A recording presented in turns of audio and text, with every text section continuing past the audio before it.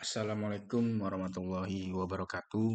Saya Bilzawi Fadliansyah akan dari Prodi Ilmu Kelautan Universitas OSO akan menjelaskan tentang prosedur pelaksanaan studi AMDAL. Prosedur pelaksanaan studi AMDAL meliputi yang pertama ada penapisan, pengumuman, pelingkupan, penyusunan ke AMDAL, penyusunan dan penilaian AMDAL, RKL dan RPL. Persetujuan kelayakan lingkungan. Yang pertama yaitu ada penapisan AMDAL adalah proses awal untuk menentukan apakah suatu rencana kegiatan memerlukan analisis mengenai dampak lingkungan.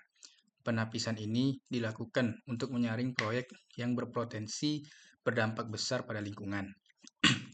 Tujuan penapisan AMDAL yaitu menentukan apakah suatu kegiatan wajib menyusun AMDAL, menilai apakah suatu proyek memerlukan studi AMDAL, menyaring proyek yang berpotensi berdampak besar pada lingkungan.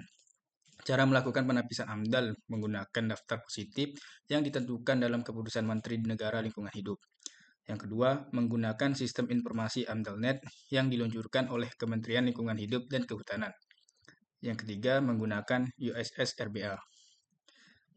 Syarat penapisan AMDAL melalui AMDALNet, kode KBLI, rencana usaha dan kegiatan, surat kesesuaian tata ruang, data SHP yang dikemas dalam format zip, peta lokasi kegiatan atau proyek dalam format PDF, usaha atau kegiatan yang dikecualikan dari kewajiban AMDAL, eksplorasi pertambangan, migas, dan panas bumi, penelitian dan pengembangan di bidang ilmu pengetahuan, budidaya yang secara nyata tidak berdampak penting bagi lingkungan hidup. Kedua, ada pengumuman. Pengumuman instansi terkait mengumumkan rencana kegiatan yang berkaitan dengan lingkungan hidup.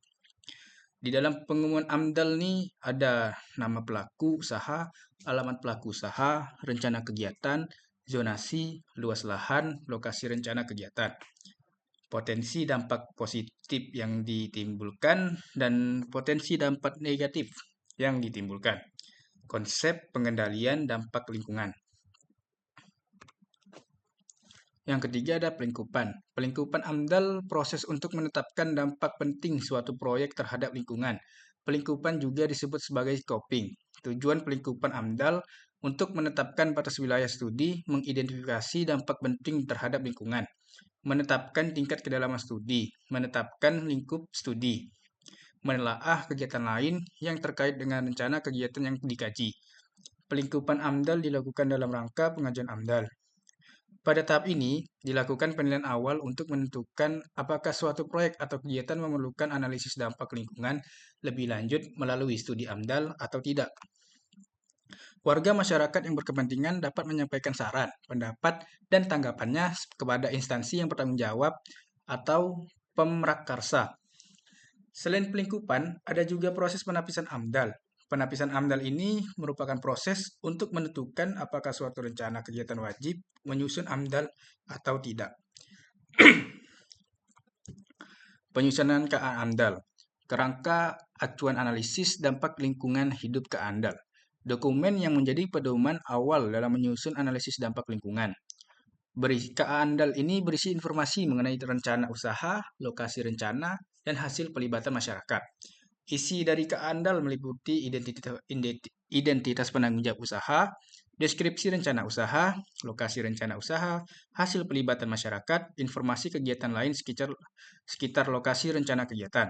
Keterkaitan lokasi rencana kegiatan ini dengan kegiatan lain sekitar kawasan sensitif yang ada. Langkah-langkah penyusunan ke AMDAL yaitu yang pertama identifikasi rencana usaha dan kegiatan. Tentukan lokasi rencana usaha dan kegiatan. Yang ketiga yaitu tinjau kesesuaian lokasi rencana usaha dan kegiatan dengan rencana tata ruang wilayah. Libatkan masyarakat melalui pengumuman dan konsultasi publik. Uraikan hasil pelibatan masyarakat. Yang keenam, siapkan rencana pengelolaan dan pemantauan. Tujuan ke AMDAL yaitu sebagai pedoman untuk mengidentifikasi, merencanakan, dan mengatur pelaksanaan analisis dampak lingkungan yang lebih rinci. Hasil kajian dalam AMDAL ini digunakan untuk memberikan pertimbangan dalam pengambilan keputusan kelayakan atau ketidaklayakan rencana usaha dan kegiatannya.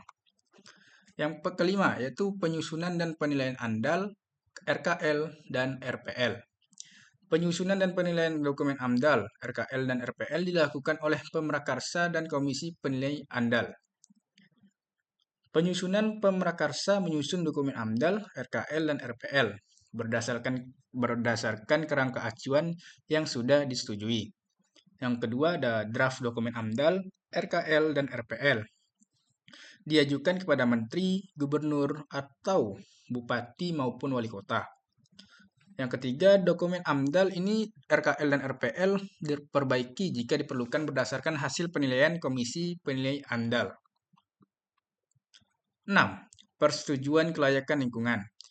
Persetujuan kelayakan lingkungan adalah keputusan yang menyatakan bahwa suatu lingkungan hidup layak untuk digunakan atau dapat dikelola. PKL dapat berupa keputusan kelayakan lingkungan hidup atau pernyataan kesanggupan pengelolaan lingkungan hidup. PKL ini dapat diberikan oleh pemerintah pusat atau pemerintah daerah. PKL merupakan prasyarat untuk mendapatkan izin berusaha atau persetujuan pemerintah. PKL juga dapat menyederhanakan regulasi perizinan dan yang dinilai rumit. Untuk mendapatkan PKL, Anda dapat mengajukan permohonan kepada pemerintah pusat atau daerah. Dokumen yang harus diperlukan untuk mengajukan PKL yaitu surat undangan validasi, surat permohonan asli, print out semua dokumen yang diupload dan dijilid menjadi satu buku. Softfile berisi kompilasi semua dokumen yang diupload, USB flash disk. Jenis izin lingkungan lainnya, analisis mengenai dampak lingkungan, yaitu UKL-UPL, RKL-RPL, dan SPPL. Sekian penjelasan dari saya. Apabila ada kurang lebihnya, mohon maaf yang sebesar-besarnya. Assalamualaikum warahmatullahi wabarakatuh.